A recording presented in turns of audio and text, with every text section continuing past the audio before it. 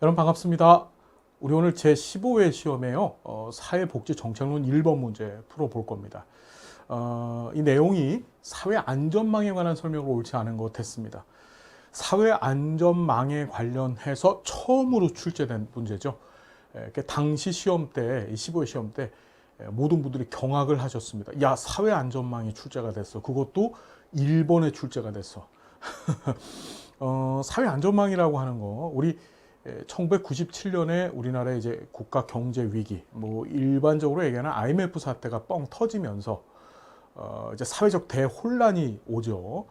기존에 안정되어졌던 어떤 경제 질서가 깨지고서 이제 빈곤 계층이 급증을 하게 되고 이런 상황 하에서 이제 보편화되고 일상화된 용어 개념이 바로 이 사회 안전망입니다.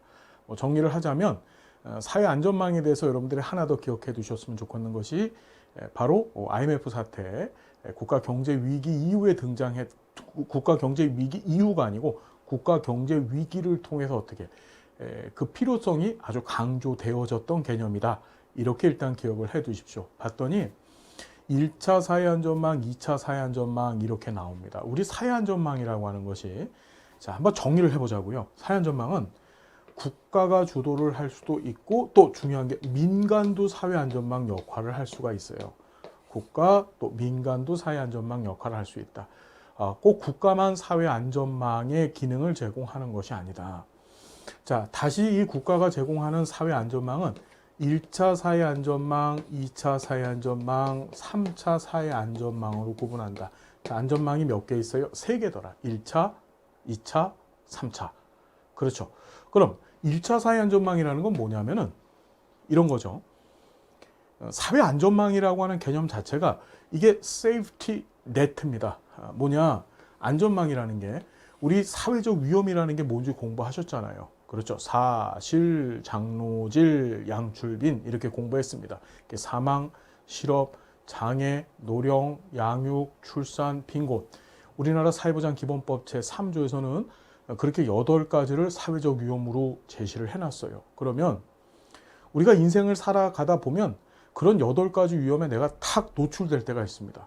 탁 노출되어졌었을 때. 자, 1차 사회안전망은 그런 사회적 위험에 노출이 되어지면 나의 일상적인 생활이 있는데 일상적인 생활에서 어떻게 이 나락으로 떨어지게 되는 거예요. 그때 어떻게 내가 떨어지는 것을 더 이상 나락으로 떨어져서 이제 맨 밑에 나락에서는 뭐 하는가요?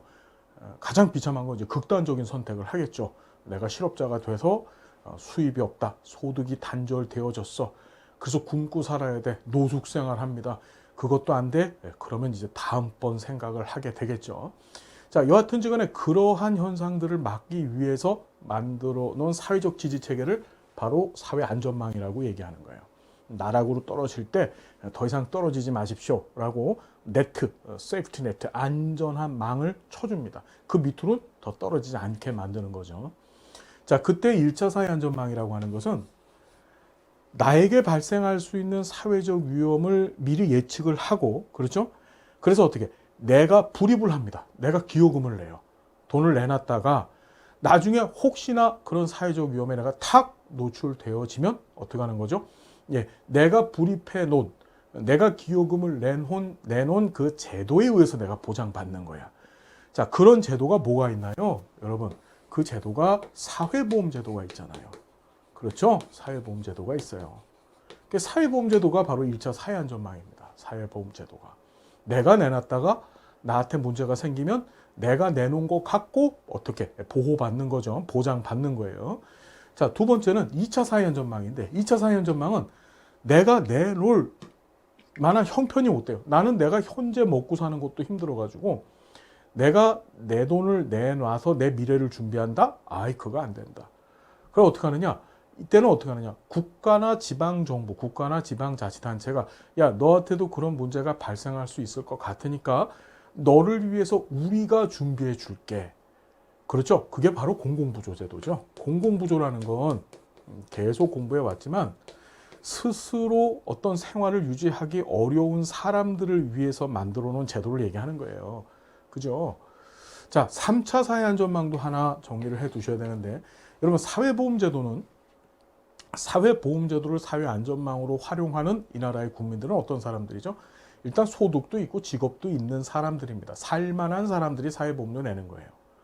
그죠? 근데 공공부조라는 건 뭐죠? 소득도 없거나 있더라도 아주 적어서 자신의 생존 유지에 어려운 사람들, 자신이나 또는 가족의 생존 유지에 어려운 사람들의 사회안전망이 이제 2차 사회안전망이 되는 건데, 자, 가만 보면 이 사회보험에 가입을 했던 소득도 좀 있고 생활 형편도 있는 사람이 어느 순간에 갑작스럽게, 그죠? 갑작스럽게 사회안전망의 도움을 받아야 될 때가 있어요. 우리 포항 대지진 있잖아요. 포항 대지진.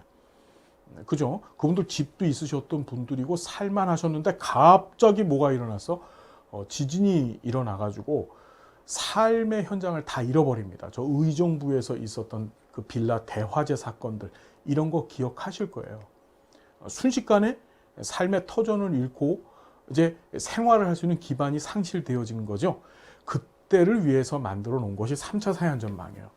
당신도 갑작스럽게 어쩔 수 없이 이런 사회보장, 그러니까 사회적 위험에 노출될 가능성이 있어. 그래서 어떻게 이 부분에 대해서만큼은 국가와 지방자치단체가 너한테 발생할 수 있는 그런 긴급하고도 위기적인 상황에 대해서만큼은 준비를 해줄게. 그래서 3차 사회안전망이 바로 뭐죠? 긴급복지지원제도다. 이렇게 정리를 해두시면 됩니다. 1차 사회안전망은 사회보험, 2차 사회안전망은 공공보호, 3차 사회안전망은 긴급복지지원제도. 우리 문제 한번 보면요. 2차 사회안전망, 공공부조제도죠. 빈곤계층의 기본적 욕구를 충족시켜주기 위한 목적으로 운영돼요. 맞잖아요. 그죠? 가난한 사람들을 위해서 공공부조제도 운영하는 거예요. 자, 2번. 1차적 사회안전망과 2차적 사회안전망은 각자의 목표에 따라서 엄격하게 구분해서 운영된다. 결코 그렇지 않아요. 사회보험제도와 공공부조제도는 서로 어떻게 보완적인 기능을 합니다. 보완하고 있어요. 특히 사회보험제도에서 어떻게 공공부조의 대상자들에 대한 보상이나 또는 보장을 해주려고 하는 경향이 강하죠. 그래서 엄격하게 구분해서 운영된다기보다는 서로를 보완하는 식으로 운영한다, 이렇게 보시는 게 맞아요. 1차 사회안전망은 개인의 노력과 능력으로 확보하게 된 안전망이다. 맞죠? 내가 낸 보험료 가지고 이제 사회보장을 받는 겁니다. 그러니까 일단 답은 옳지 않은 것이니까 2번이 맞는 거고요. 자, 사회보험 1차 사회안전망 맞고, 2차 사회안전망은 주로 공공부조제도로 구성되어 있고, 1차 사회안전망은 주로 사회보험제도로 구성되어 있다. 뭐 주로라고 얘기했는데 그냥 공공부조제도로 구성되어 있다, 사회보험제도로 구성되어 있다, 이렇게 기억을 해두시면 됩니다. 자, 어떤 얘기인지 이해가 되시죠? 사회안전망, 지금같이 이제 빈곤이 다시금 이렇게 싹 트는, 우리 코로나 사태 아시잖아요, 그죠?